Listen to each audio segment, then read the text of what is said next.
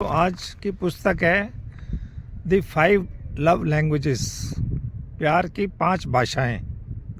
ये Gary Chapman द्वारा लिखी गई पुस्तक है और इस पुस्तक में बताया गया कि हम सभी के पास एक प्यार का टैंक होता है जिसको हम भरा रखते हैं। कभी कभी वो खाली होने लगता है तो अनबन शुरू हो जाती है।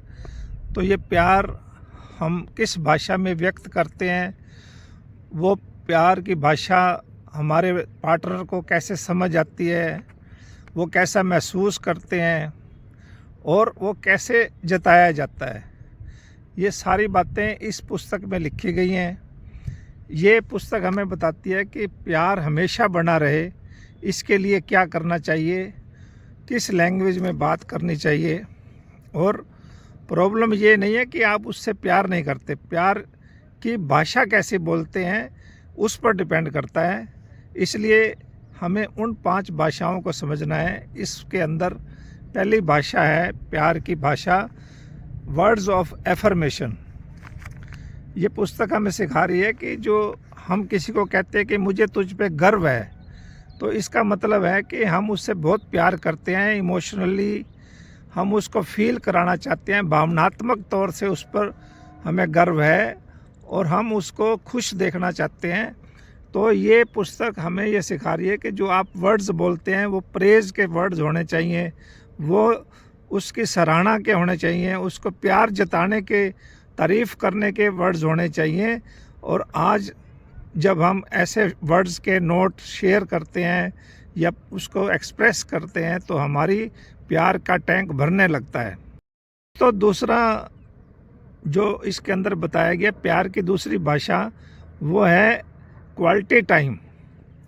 दोस्तों, हम कितना समय आपस में अच्छा बिताते हैं जो हमें भावनात्मक रूप से एक दूसरे के साथ जोड़ता है। इस पुस्तक में बताया गया कि हमें जो है गुणवत्तापूर्वक जो हमें उनके साथ रहना है, तो साथ में एकाग्रचित होकर रहना चाहिए, अटेंटिव होकर रहना चाहिए, बिना मोबाइल के, बिना टीवी के। हम कितना समय कैसे व्यतीत करते हैं, साथ में टहलते हैं, बातचीत करते हैं, खाना खाते हैं। तो ये हमारा जो क्वालिटी टाइम है वो आपस में हम जब स्पेंड करने लगते हैं तो हमारा प्यार बढ़ने लगता है, ऐसी ये पुस्तक बताती है। तो तीसरी प्यार की भाषा है रिसीविंग गिफ्ट्स। जब आपको कोई गिफ्ट मिलता है तो आप उसकी कीमत को मत देखिए, उसके पीछे की भावना को देखना होता है, वो इमोशंस को देखना है और ये जानना है कि जो देने वाला है वो हमें कितना प्यार करता है। दोस्तों, ये उपहार प्राप्त करने जैसे चॉकलेट, फूल या कोई भी गिफ्ट होता है, उसके पीछे की भावना हमारे को और सुरक्षित महसूस कराती है। हम भावनात्मक रूप से उसमें जुड़ जाते हैं, प्यार करने लगते हैं। तो फोर्थ लैंग्वेज ऑफ लव है कि हम जिम्मेदारी कैसे बांटते हैं, act of service. Act of service का मतलब है कि हम एक दूसरे की मदद कितनी करते हैं, काम में कितना हाथ बटाते हैं। तो दोस्तों, घर के काम हो सकते हैं, ऑफिस के काम हो सकते हैं, गार्डनिंग हो सकता है, साथ में हम सफाई कैसे करते हैं, गाड़ी ठीक कैसे करते हैं। और जब हम कहते हैं कि मैं क्या हेल्प कर सकता हूँ, मैं आपके क्या मदद कर सकता हूँ, तो ये भी एक प्यार की लैंग्वेज है। जब हम ऐसा बोलते हैं तो हमारा प्यार बढ़ता है, ये ऐसे पुस्तक हमें बता रही है। 5वीं प्यार की भाषा है स्पर्श।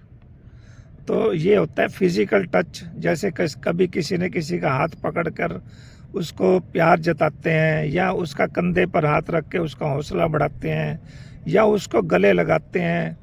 तो दोस्तों, ये सारी एक्टिविटीज़ हमारे प्यार को, सुरक्षा को बढ़ाती है और हमें ये मैसेज देती है कि वो कितना प्यार करते हैं, कैसे वो आपको सुरक्षित देखना चाहते हैं।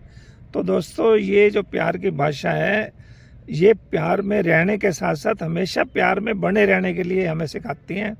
तो ये पुस्तक हमें पांचों भाषाएं हैं वो हमारे को हेल्प करती हैं कि हमारे प्यार का टैंक हमेशा भरा रहे और हम सुरक्षित महसूस करें।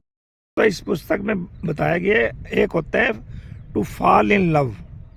जब प्यार के शुरू के दिन होते हैं वहाँ तो कुछ और ही तरह का जुनून होता है, लेकिन जब विवाह के बाद प्यार की भाषा ही बदल जाती है। और दोस्तों उस समय ज़्यादा मेहनत करने की ज़रूरत है, पहले जैसा नशा नहीं होता। इसमें एक्चुअल में आपको उसके साथ, पार्टनर के साथ कैसे रहना है, कैसी भाषा से व्यवहार करना है, कैसे उसको जताना है, ये सिखाया जाता है, ताकि प्यार का टैंक हमेशा भरा रहे।